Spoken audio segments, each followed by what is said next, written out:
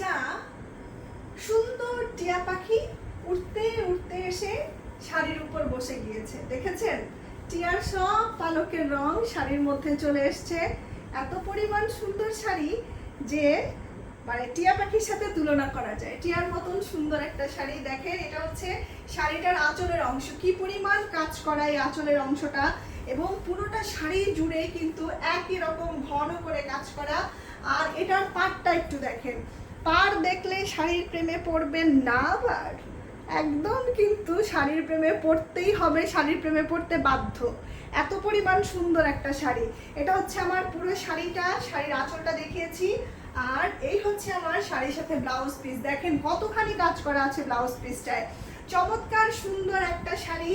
একদম মনে হবে যে এই শাড়িটা পরলে যে একটা টিয়া পাখি শাড়ি পরে পথ দিয়ে হেঁটে যাচ্ছে। এই যে দেখেন, আসলেই কিন্তু টিয়া পাখির মতন সুন্দর একটা শাড়ি। এই শাড়িটা দেখেন, এইরকম শাড়ির মধ্যে এরকম রং কিন্তু খুব রেয়ার।